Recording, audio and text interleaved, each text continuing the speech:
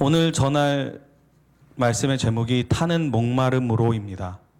이 제목 타는 목마름으로라는 말은 본래 노래의 제목입니다. 1980년대 말 한국의 민주화 운동이 거세게 일어나고 사회적인 변화가 격동처럼 일어나던 그 시기에 그 변화와 운동의 한 축을 담당했던 것은 젊은이들, 특히 대학생들이었습니다. 사회의 부조리와 부패, 비민주적인 병폐와 야합에 온몸으로 부딪혀가며 때로는 목숨을 바쳐가며 대한민국의 민주화와 정의를 외쳤던 젊은 목소리들을 우리는 기억합니다. 그때 우리가 아는 많은 노래들이 이들 젊은이들을 더욱 피 끓게 했고 가슴을 담아 혼을 담아 목이 터져라 불렀던 노래들이 있습니다. 방송에서는 잘 볼 수 없었지만 때로는 시위 현장에서 때로는 대학가의 축제 현장에서 민주와 정의를 사랑하는 사람들에 의해 불려졌던 노래들, 이런 노래들 중에 한 곡이 바로 타는 목마름으로라는 곡입니다.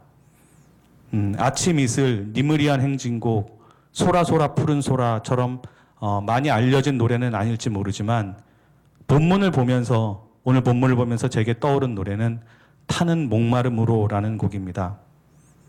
여러분이 아시는 김광석이라는 가수도 불렀고 민중가요 가수로 유명했던 안치환이라는 가수도 불렀던 이 곡이 끝날 때 타는 목마름으로 민주주의여 만세라는 가사로 끝이 납니다. 이 곡을 저도 학교 축제에서 들었었는데 민주주의를 갈망하는 그 뜨거움이 가슴에서 울끈 솟아나게 하는 그런 곡이었습니다. 제가 오늘 본문을 보면서 이 곡의 제목이 떠오른 이유는 바로 이 곡 속에, 이 제목 속에 있는 목마름이란 단어 때문입니다. 오늘 본문 속에서 엘리사가 보여주는 엘리야를 향한 태도와 움직임과 반응 속에서 이런 갈망, 목마름, 갈급함, 이런 것들이 떠올랐기 때문입니다. 오늘 본문은 엘리사가 엘리야 선지자의 후계자로 인정되는 과정을 보여주는 장면입니다. 우리가 잘 알고 있듯이 엘리야 선지자는 병거 타고 하늘에 올라갔습니다. 오늘 본문이 바로 이 장면인데 이 엘리야를 끝까지 따르는 엘리사를 통해서 우리는 무엇을 갈망하고 무엇을 목말라 해야 하는가, 또 우리가 갈급해하는 그것을 얻기 위해서 우리는 무엇을 해야 하는가를 깨달을 수 있습니다. 본문을 같이 살펴보겠습니다. 먼저 본문에 등장하는 인물들을 살펴보면 오늘 본문에는 엘리야, 엘리사, 그리고 선지자의 제자들이 나옵니다. 엘리야는 우리가 다 아는 대로 참으로 대단한 선지자입니다. 북이스라엘 역사에서 정말 하나님께 불순종하고 바알과 아세르 같은 우상을 숭배하기로 가장 악랄하게 유명했던 왕, 그 아합 왕 때 활동하면서 하나님의 말씀을 목숨 걸고 대언했던 선지자입니다. 아합 왕과 그 아내 이세벨이 나봇의 포도밭을 빼앗을 때 그 앞에 나와서 왕의 죽음을 예언했고, 또 그 아합의 아들 아하시아가 왕이 되었을 때도 그 병이 걸렸을 때 이방 신에게 사신을 보내니까 그 아하시아의 잘못을 책망하면서 또 그 아들의 왕이 됐을 때도 그의 죽음을 예언하기도 합니다. 또 무엇보다도 엘리야 하면 바알과 아세라 선지자들과 갈멜산에서 850대 1로 싸워 승리를 거둔 일을 기억하실 겁니다. 이것뿐만이 아닙니다. 엘리야는 수년간 극심한 가뭄 속에서 그 과부와 아들을 살리고 밀가루와 기름이 떨어지지 않는 기적을 일으켰고, 또 그 과부의 아들이 죽자 하나님께 기도해서 그 아들을 살리기도 했습니다. 이렇듯 능력 있고 대단한 선지자였던 엘리야가 이제 하늘로 올라가는 그 과정을 쫓는 사람이 또 등장하는데, 이 사람은 엘리야 선지자의 뒤를 이은 엘리사입니다. 그리고 이 엘리야와 엘리사의 여정을 지켜보는 사람들이 나오는데 이들은 선지자의 제자들입니다. 원어에서는 이 선지자의 제자들을 아들이라는 단어를 사용하고 있는데 이들은 선지자 훈련을 받고 있거나 이미 어느 정도 선지자의 역할을 담당하고 있는 그 일단의 선지자의 무리라고 보여집니다. 오늘 본문으로 다시 돌아가 보면 오늘 본문의 앞부분에 보면 계속해서 반복되는 내용들이 있음을 알 수 있습니다. 엘리야는 어디론가 가야 한다고 말하고 또 그러면서 엘리사에게는 자기를 쫓지 말고 머무르라고 말합니다. 우리 1절과 2절을 한번 다시 보시겠습니다. 1절, 2절을 보시면 여호와께서 회오리 바람으로 엘리야를 하늘로 올리고자 하실 때에 엘리야와 엘리사가 더불어 길갈에서 나가더니 엘리야가 엘리사에게 이르되 청하건대 너는 여기 머물라 여호와께서 나를 베델로 보내시느니라 하니 엘리사가 이르되 여호와께서 살아계신과 당신의 영혼이 살아있음을 두고 맹세하노니 내가 당신을 떠나지 아니하겠나이다 하는지라. 이에 두 사람이 베델로 내려가니 2절에서 엘리야는 여호와께서 자신을 베델로 보내신다고 합니다. 그리고 엘리사에게는 너는 여기 머물라라고 말하고 있습니다. 하지만 엘리사는 여호와께서 살아계심과 당신의 영혼이 살아있음을 두고 맹세하노니 내가 당신을 떠나지 아니하겠나이다. 결단코 떠나지 아니하겠다고 말하면서 스승의 말씀을 거역해 가면서까지 엘리야를 쫓아갑니다. 그 뒤로 4절에는 엘리야가 여리고로 가면서 똑같은 장면이 발생하고 또 똑같이 말하면서 엘리사가 또 엘리야를 따릅니다. 또 6절에는 요단으로 가면서 또 똑같은 장면이 나옵니다. 매번 엘리야는 머무르라고 하고 엘리사는 끝까지 따르겠다고 합니다. 이 과정을 가만히 살펴보면 엘리야는 오늘 본문을 가만히 살펴보면 엘리야는 이미 자신이 이 세상을 떠날 것임을 알고 있었고 그렇기 때문에 자신의 후계자인 엘리사를 테스트하고 있는 것 같습니다.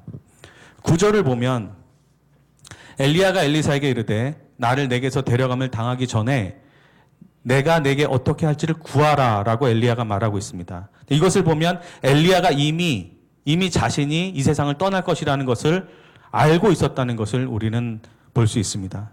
그런데 이 과정에서 주목되는 것은 엘리사의 태도입니다. 엘리사 역시도 자신의 스승인 엘리야가 이 세상을 떠날 것을 알고 있었습니다. 다른 선지자의 제자들이 엘리사에게 물을 때마다 엘리사는 나도 또한 안 오니 너희는 잠잠하라 라고 대답합니다. 우리 한번 3절을 보시겠습니다.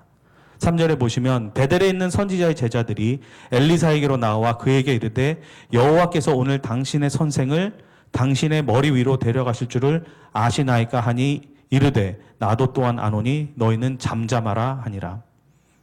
우리는 이 과정에서 질문이 나옵니다. 이 마지막 여정을 가는 자신의 스승 엘리야가 하나님의 능력을 행하는 하나님의 선지자가 분명히 따라오지 말고 머물라고 했는데 왜 엘리사는 그 하나님의 선지자인 그 엘리야, 그 스승의 말씀을 거역해 가면서까지 끝까지 따라간다고 했을까요? 무엇 때문에 엘리사는 끝까지 엘리야를 따라간다고 했을까요? 그것도 한두 번도 아니고 3번이나 마지막 순간까지 아마 엘리야가 다른 곳으로 또 옮겼으면 또 따라간다고 했을 겁니다. 왜 엘리야를 따라간다고 했을까요? 의리 때문일까요? 아니면 마지막 길을 홀로 외롭게 보내드리기 싫어서? 마지막 여정을 함께하면서 끝까지 스승을 챙기고 역시 수제자라고 인정받고 싶어서? 왜 엘리사는 끝까지 자신의 스승의 만류를 거부하면서까지 마지막 순간까지 엘리야를 쫓아갔을까요? 그 이유는 그가 마지막 순간에 무엇을 구했나를 보면 알 수가 있습니다. 그가 바라는 것, 그 마지막 순간까지 스승이 이 땅에서 떠나는 마지막 순간까지 쫓아가서라도 엘리야를 통해 받기를 간절히 바라고 원했던 것, 그것이 무엇이었나요? 그것은 바로 성령의 역사가 갑절이나 있게 되는 것입니다. 엘리사는 그 성령의 역사, 하나님의 역사를 사모하는 그 목마름 때문에, 그 하나님의 역사를 사모하는 그 간절함 때문에 엘리야를 끝까지 쫓은 것입니다. 9절 말씀을 보겠습니다. 건너매 엘리야가 엘리사에게 이르되 나를 내게서 데려감을 당하기 전에 내가 내게 어떻게 할지를 구하라. 엘리사가 이르되 당신의 성령이 하시는 역사가 갑절이나 내게 있게 하소서 하는지라. 아멘. 엘리사가 간절히 바라고 원했던 것, 그가 그의 스승을 통해 받기를 간절히 원했던 것은 성령의 역사가 2배나 자신에게 있게 되는 것이었습니다. 바로 하나님의 역사, 엘리사가 바랐던 것은 바로 성령의 역사였습니다. 이 9절에 있는 엘리사의 바람을 공동 번역은 이렇게 번역합니다. 스승님이 남기실 영검에서 2 몫을 물려주십시오. 또 표준서의 번역은 이 부분을 이렇게 번역합니다. 스승님이 가지고 계신 능력을 갑절로 받기를 바랍니다. 그런데 이 두 가지 번역이 비슷해 보이지만 사실은 미묘한 차이가 있습니다. 먼저 지금 우리가 보고 있는 개역 개정이나 표준 새번역에 있는 번역을 따르면 엘리사가 원한 것은 성령의 역사가 2배가 되는 것, 성령의 능력이 갑절이 되는 것을 요구하는 것으로 보입니다. 이것은 어떻게 보면 엘리사가 흔히 말하는 그런 영적인 파워가 2배로 갑절로 강해지는 것을 원하는 것처럼 보일 수도 있습니다.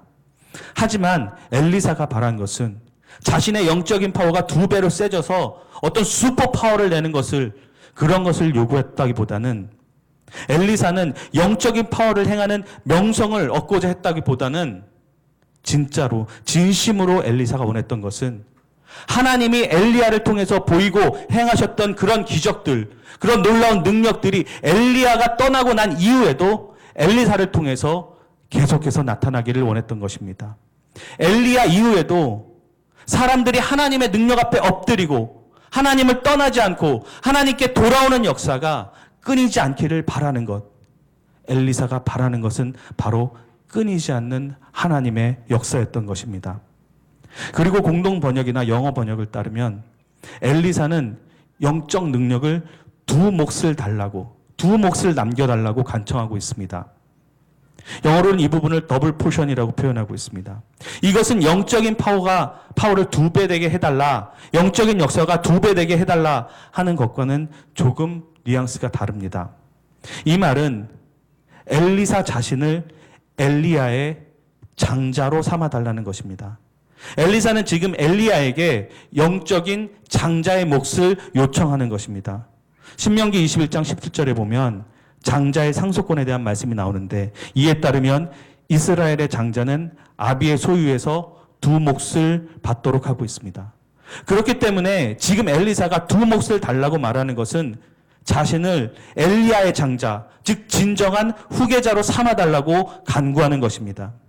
장자는 무엇을 말합니까? 권한과 권위, 재산, 이것을 물려받는 것뿐만이 아니라 책임을 또한 물려받는 것입니다.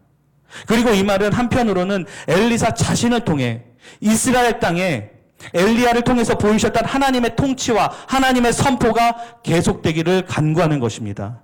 또 한편으로는 엘리사 역시도 하나님의 말씀을 대언하는 선지자로서 영적인 아버지인 엘리야가 하나님의 일에 목숨을 걸었던 것처럼 자신도 하나님의 일에 자신의 목숨을 걸고 책임을 다하고 나가겠다는 그런 고백이기도 한 것입니다. 그리고 이 2 가지 해석과 번역의 차이에도 불구하고 무엇보다도 중요한 것은 지금 엘리사는 하나님의 말씀과 하나님의 역사와 하나님의 통치가 이스라엘 땅에 끊이지 않기를 바라고 있다는 것입니다. 자신의 후계자 자리를 테스트하는 과정의 마지막에 엘리야에게 간청하는 것은, 엘리사가 간절히 바라고 소망하는 것은 다른 것이 아니라, 자신에 대한 것이 아니라 그 땅에, 이스라엘 땅에 하나님의 능력이, 하나님의 기적이, 하나님의 통치가, 하나님의 말씀이 끊이지 않기를 간절히 바라고 있다는 것입니다. 또한 엘리야가 목숨을 걸었던 것처럼 자신도 하나님의 역사를 위해서 목숨을 걸 테니, 하나님의 사역을 위해서 목숨을 걸 테니 이곳에, 그 땅에 하나님의 역사가 끊이지 않도록 엘리야 이후에도 하나님의 성령의 역사가 갑절이나 머물기를 간절히 바라고 원하고 있는 것입니다. 그렇습니다. 엘리사가 원했던 것은, 그토록 간절히 원하고 원했던 것은 하나님의 백성에게 하나님의 성령의 역사가 끊이지 않는 것이었습니다. 위대한 선지자였던 엘리야가 떠난다 하더라도 하나님의 백성에게는 하나님의 능력과 하나님의 은혜와 하나님의 기적과 하나님의 말씀이 끊이지 않아야겠기에, 그렇게도 엘리사는 자신의 스승을 쫓았고 그 스승을 통해서 하나님의 성령의 역사가 갑절이나 있기를, 2 몫의 영감을 받아서 제대로 된 하나님의 선지자의 역할을 감당할 수 있기를 바라고 소망한 것입니다. 우리도 이러한 소망이 있기를 바랍니다. 하나님의 백성인 우리에게 하나님의 역사가 끊이지 않기를 바라는 그런 소망이 있기를 바랍니다. 하나님의 말씀이, 하나님의 능력이 우리 삶 속에 날마다 선포되어지고 나타내어지고 역사로 이루어지기를 간절히 소망하는 그런 간절함, 그런 영적인 목마름이 있기를 바랍니다. 하나님의 은혜가 날마다 우리 삶 속에 공급되고 그 은혜로 살아가는 우리임을 입술로 고백하는 그런 삶을 소망하기를 원합니다. 엘리사처럼 하나님의 역사를 갈망하고 그 역할을 감당하기 위해서 우리를 사용해달라고 정말 끝까지 따라가며 정말 타는 목마름으로 하나님의 역사를 갈구하는 그런 우리 모두가 되기를 진심으로 소망합니다. 그런데 본문에는 이런 엘리사와 다른 모습을 보여주는 등장인물이 나옵니다. 안타깝게도 그들은 선지자의 제자라고 불리는 사람들입니다. 선지자의 제자는 선지자 수련생 또는 생도라고 번역되기도 합니다. 이들은 아까도 말씀드렸지만 하나님의 선지자의 역할을 수행하기 위해서 훈련을 받고 있거나 이미 어느 정도 그 역할을 수행하고 있는 사람들로 생각됩니다. 하지만 이들은 선지자의 제자라는 호칭에도 불구하고 미지근하고 부정적이고 소극적입니다. 심지어 아무것도 구하지 않고 엘리야와 엘리사를 바라보고만 있습니다. 이들도 하나님께서 엘리야를 데리고 가실 것임을 알고 있었습니다. 하나님께 기도하고 하나님의 말씀을 들을 줄도 알았다는 말입니다. 그런데 이들은 엘리사에게 질문만 할 뿐 아무것도 하지 않습니다. 그들은 이렇게 말합니다. 여호와께서 오늘 당신의 선생을 당신의 머리 위로 데려가실 줄을 아시나이까? 한글 번역이 마치 존댓말을 하고 있는 것처럼 들려서 그렇지 영어로 보면 이렇게 되어 있습니다.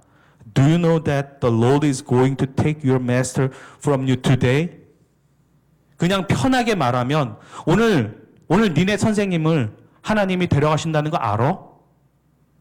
어떻게 보면 마치 조롱하듯이 비아냥거리듯이 말하는 것처럼 들리기도 합니다. 또 한편으로는 왜 스승님이 가시는 마지막 길을 귀찮게 하니? 라고 하면서 엘리사를 못마땅하게 보는 것처럼 들리기도 합니다.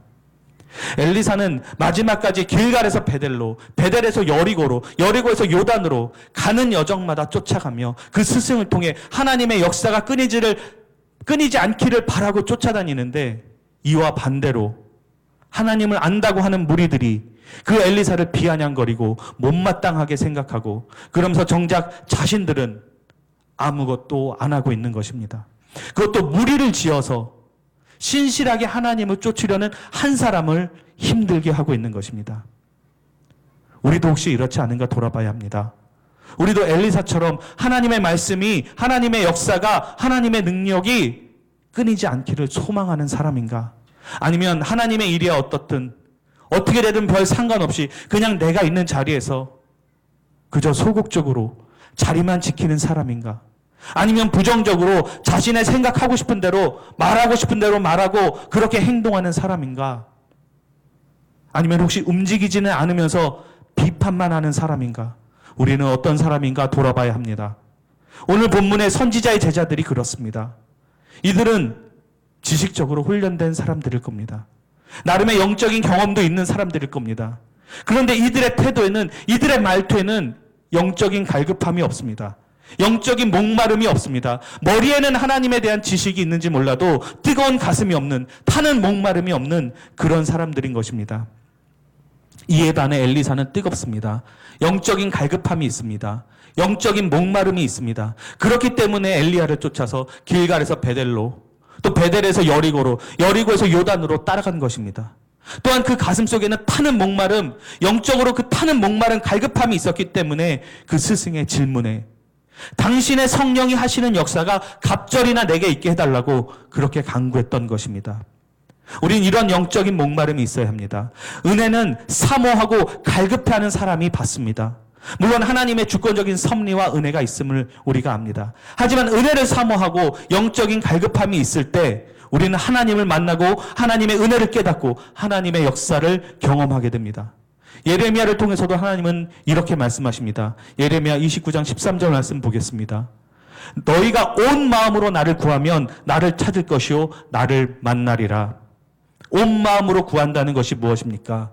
바로 간절함입니다. 영적인 목마름이 있는 사람이 온 마음으로 하나님을 구할 수 있는 것입니다. 이런 영적인 갈급함이 있는 사람이 하나님을 만나고 구원을 받고 주님의 역사를 경험하게 되는 것입니다. 여러분은 복음서에 기록된 혈루증 걸린 여인을 기억하실 겁니다. 마태복음 9장에는 이 여인을 이렇게 기록하고 있습니다. 12해 동안이나 혈루증으로 앓던 여자가 예수의 뒤로 와서 그 겉옷가를 만지니 이는 제 마음에 그 겉옷만 만져도 구원을 받겠다 함이라. 이 여인은 12년을 혈루증으로 고생했습니다.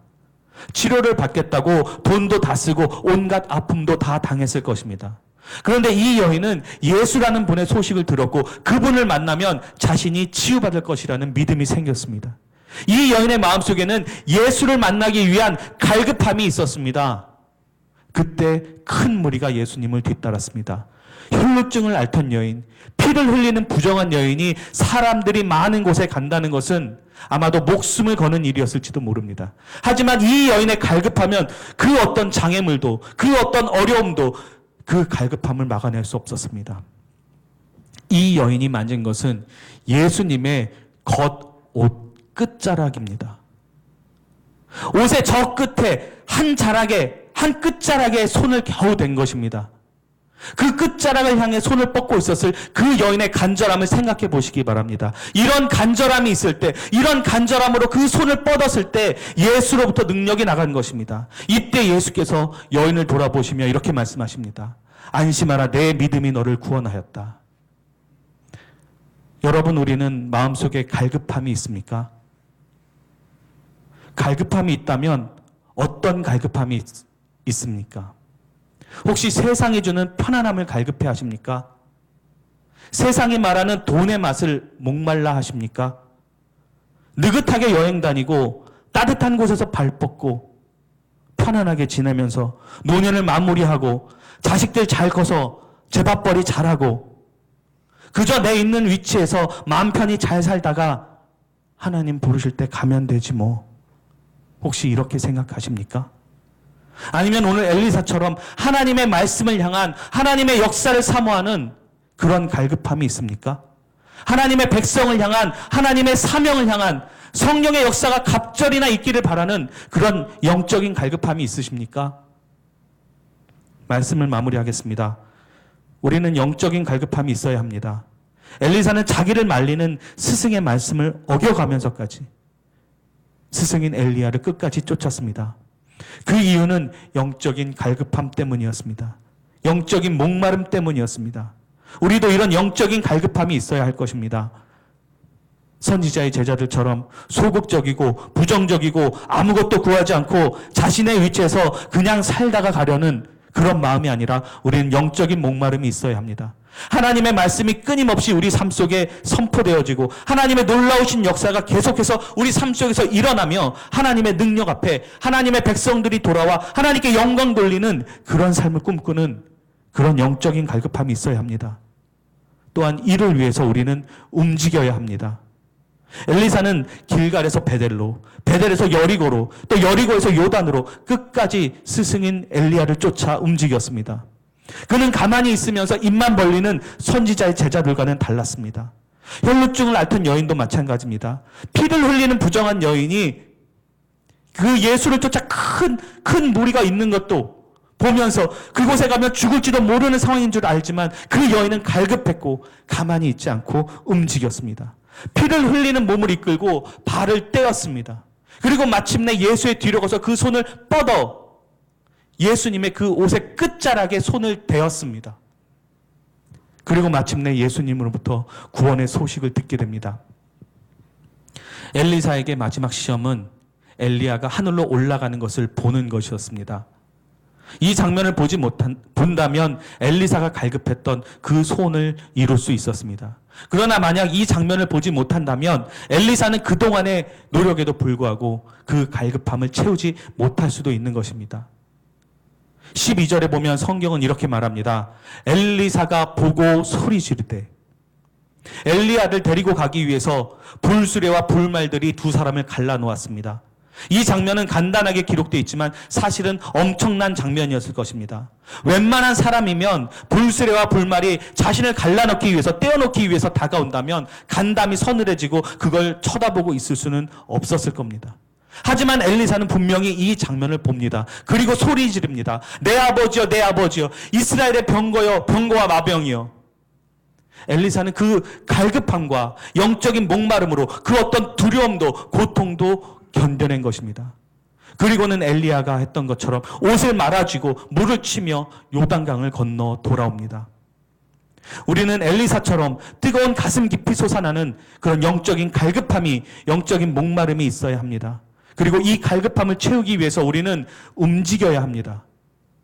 우리 영혼의 목마름은 움직이지 않으면 채울 수 없습니다. 이 갈급함을 채울 곳이라면 어디든지 쫓아가야 합니다. 이 목마름을 채우기 위해서라면 어떤 어려움도, 어떤 장애물도 견디고 넘어가야 합니다. 그리고 기억할 것은 이 영적인 갈급함을 채우기 위해 조롱과 어려움에도 끝까지 포기하지 않고 그 길을 쫓은 엘리사는 그 약속된 선물을 받았다는 것입니다.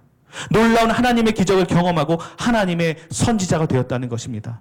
혈루증을 앓던 여인도 그 난간을 이겨내고 그 벽들을 넘어섰을 때 그 삶의 구원이 선포됐습니다. 그리고 이 약속은 우리에게도 이루어질 줄로 믿습니다. 영적인 갈급함을 가지고 이 목마름을 채우기 위해서 주님을 찾고 주님을 붙잡기 위해 주님의 역사를 갈망하는 저와 우리 모두에게 성령께서 하시는 놀라운 역사가 갑절이나 있게 될 줄로 믿습니다. 함께 기도하시겠습니다.